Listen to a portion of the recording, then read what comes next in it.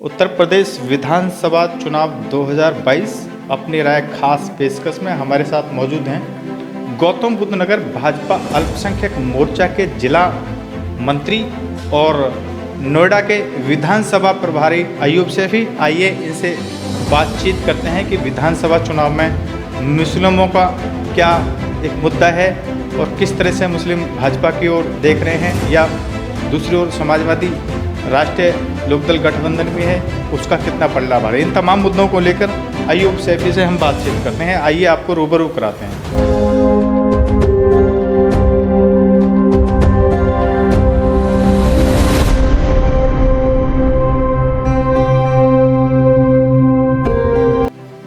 अयूब भाई, उत्तर प्रदेश विधानसभा चुनाव 2022 में आपके अल्पसंख्यक मोर्चे का क्या योगदान है और मुसलमानों का क्या रोल है? मैं आपको बता दूं, मैं अयूब सैफी, जिला महामंत्री भाजपा अल्पसंख्यक मोर्चा व नोएडा प्रभारी अल्पसंख्यक मोर्चा। आपको मैं बता दूं, भारतीय जनता पार्टी अल्पसंख्यक मोर्चा बड़ी तादाद में मुसलमानों को जोड़ने का काम कर रहा है और भारत ही नहीं पूरे उत्तर प्रदेश में भी सभी अल्पसंख्यक समुदाय के लोग भारतीय जनता पार्टी को वोट करेंगे और प्रत्येक विधानसभा पर 30,000 से ज़्यादा मुस्लिम वोटर भारतीय जनता पार्टी को वोट करने के लिए तैयार बैठा हुआ है, जिससे कि भारतीय जनता पार्टी के विकास में को एक गति मिलेगी, जिससे कि जो भी गुंडे बदमाश महवाली जो भारतीय जनता पार्टी की सरकार ने माननीय योगी आदित्यनाथ जी ने सबको समाप्त कर दिया, उससे एक अल्पसंख्यक समुदाय को ही नहीं पूरे भारतवर्ष को एक बहुत अच्छी जीत मिलेगी। सुशासन की जो सरकार है वो समाप्त होगी और अनुशासन की सरकार हम लाने का काम करेंगे। आम जो वोट डालेंगे वो भारतीय जनता पार्टी के साथ साथ राष्ट्रीय हित में वोट डालेंगे। आप एक विकास को गति देने के लिए वोट डालेंगे। ये भाई, आपका ये दावा है कि मुसलमान दिल्ली से भाजपा के साथ जुड़ा और आपका दावा ये भी है कि 30,000 लेकिन दूसरी ओर जो मुस्लिम है वो भाजपा को दुश्मन नंबर 1 मानता है। खासकर देखा जाता है जो प्रत्याशी भाजपा को हराने में सक्षम नहीं है, मुस्लिम वोट उधर चले जाते हैं। तो उत्तर प्रदेश में फिलहाल जो समाजवादी पार्टी और राष्ट्रीय लोकदल गठबंधन है, क्या इसकी तरफ मुसलमान तेजी से नहीं जाएगा, हटेगा नहीं? ऐसा कुछ भी नहीं है। भारत का मुसलमान और इस समय उत्तर प्रदेश विधानसभा के चुनाव को देखते हुए मुसलमान अब सीधे तौर पर भारतीय जनता पार्टी के साथ है।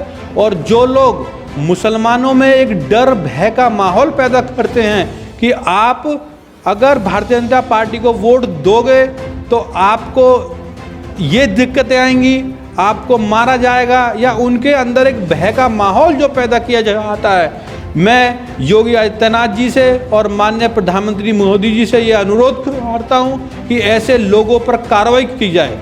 जो एक विशेष समुदाय के अंदर जो भय का माहौल जो पैदा किया जा रहा है, इसके लिए उनके ऊपर कार्रवाई की जाए, बहुत ठोस कार्रवाई की जाए।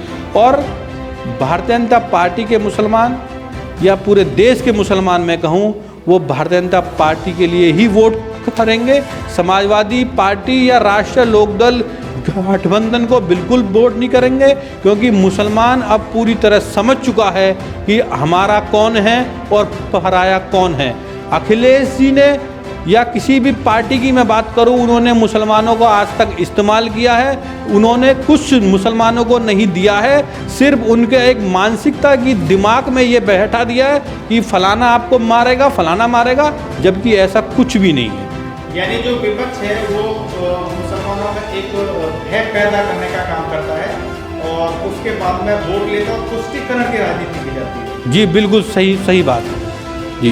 अच्छा, यहाँ पर एक सवाल ये पैदा होता है, जो ट्रिपल तलाक है उसका कितना असर होगा? ट्रिपल तलाक का मुस्लिम महिलाओं पे बहुत अच्छा इफेक्ट रहा है, क्योंकि काफ़ी लोग ये थे कि मुस्लिम महिलाओं को इस्तेमाल किया उनको छोड़ के चले गए।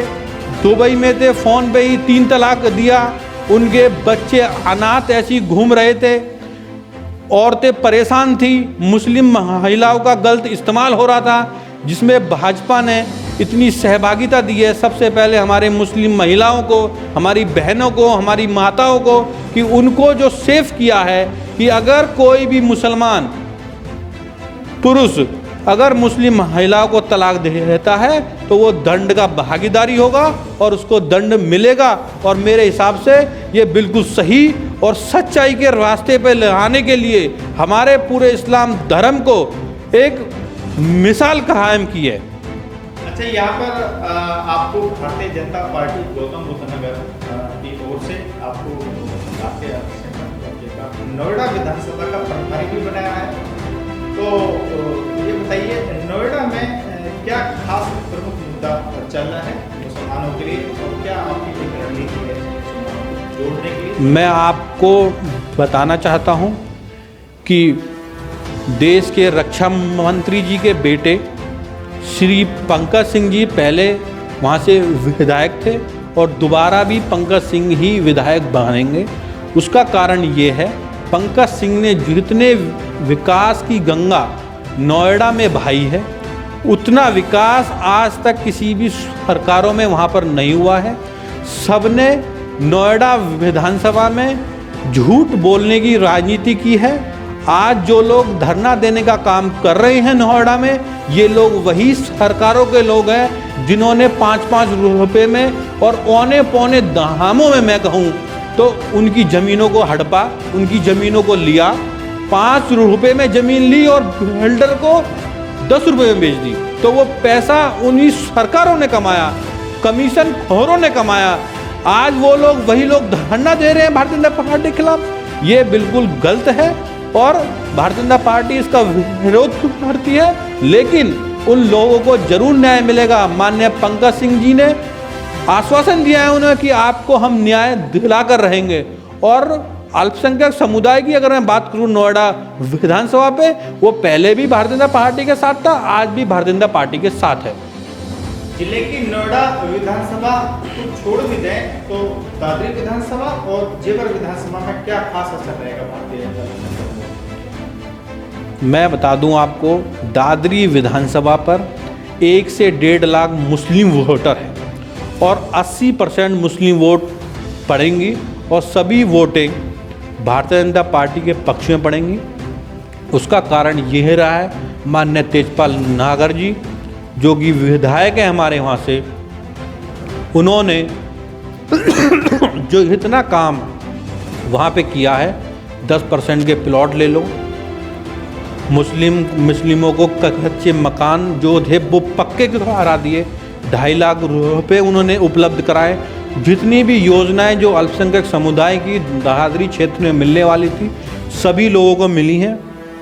उज्ज्वल कनेक्शन, आयुष्मान कार्ड, हरम कार्ड, जितनी भी योजनाएं, मैं कहूँ जितनी भी योजनाएं अल्पसंख्यक मोर्चे में अल्पसंख्यक समाज की थी सभी उनको दिलाई हैं। अल्पसंख्यक समाज सीधे तौर पर माननीय विधायक तेजपाल नागर जी को वोट करने के लिए तैयार बैठा है। सिर्फ वो 10 फरवरी का इंतजार कर रहा है कि कब वो दिन आए, वो महायज्ञ आए जिसमें मैं भारतीय जनता पार्टी को वोट कर सकूं। अब यदि जेवर विधानसभा पर आए तो ये एक हॉट सीट बन चुकी है। यहाँ इंटरनेशनल कई सौगात मिल गई हैं और इसके साथ में जो समाजवादी पार्टी राष्ट्रीय लोकदल गठबंधन के प्रत्याशी अवतार महातो के बड़े नेता भी माने जाते हैं। देखिए, मैं आपको बताना चाहता हूँ, मेरा भी घर जेवर विधानसभा में आता है और मैं भी अपने आप को बड़ा सौभाग्यशाली मानने लगा हूँ कि जब से जेवर विधानसभा में माननीय प्रधानमंत्री मोदी जी ने जेवर इंटरनेशनल एयरपोर्ट जैसी सौगात हमारी विधानसभा में दी है। क्योंकि हमारी विधानसभा को देश के मानचित्र में एक अलग स्थान मिला है, क्योंकि जेवर इंटरनेशनल एयरपोर्ट हमारे यहाँ बनने वाला है। फिल्म सिटी जैसी बड़े बड़े प्रोजेक्ट हमारे यहाँ बनने हैं। तो जो माननीय ठाकुर धीरेन्द्र सिंह जी जो पहले भी हमारे विधायक थे और इस बार भी एक तरफा वो हमारे विधायक बन रहे हैं, एक तरफा उन्हीं के पक्ष में मतदान है।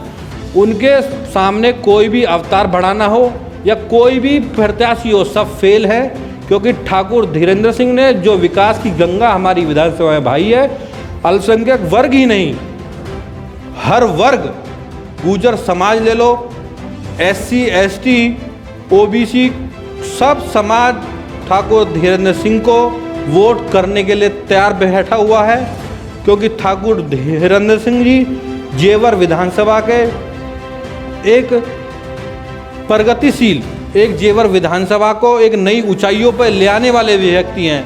मैं उनका हाथ जोड़कर बहुत बहुत धन्यवाद भी करना चाहता हूं कि आगे भी आप इसी तरह विधायक जी विकास की गंगा बहाते रहिए। मैं अयूब सैफी आपके साथ, मैं ही नहीं, मेरे जैसे तमाम मुस्लिम 30,000 वोटर जेवर विधानसभा के आपके साथ है, आपको वोट करेंगे और भारतीय जनता पार्टी को वोट करेंगे।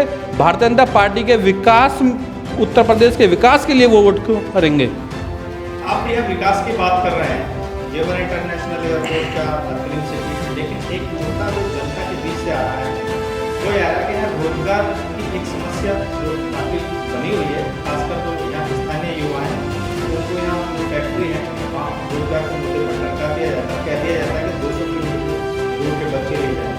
और दूसरा जो मुद्दा है वो दंतों ब्लॉक का है, दंतों ब्लॉक समाप्त किया जा चुका है। तमाम मुद्दों को लेकर क्या मैं इनके लिए ये कहना चाहूँगा कि जो लोग गलत अफवाह फैलाते हैं या जो लोग गलत अपनी राजनीति करना चाहते हैं अफवाह फैला के, उन सब के लिए एक बात कहना चाहता हूँ मैं कि जितनी भी हमारी मांगें हैं, आपने कहा दनकौर ब्लॉक को समाप्त किया, दनकौर ब्लॉक को समाप्त किया तो लोग जेवर ब्लॉक ज़्यादा दूर नहीं है, वहाँ एडजस्ट किया, लेकिन गेटरौना प्राधिकरण सभी गांवों में खुद विकास कर रही है। ऐसा नहीं है कि दनकौर ब्लॉक समाप्त होने से इस क्षेत्र का विकास समाप्त हो जाएगा, विकास चलता रहेगा, विकास चल रहा है। इस वीडियो को लाइक करें, हमारे चैनल को सब्सक्राइब करें और बेल आइकन जरूर प्रेस करें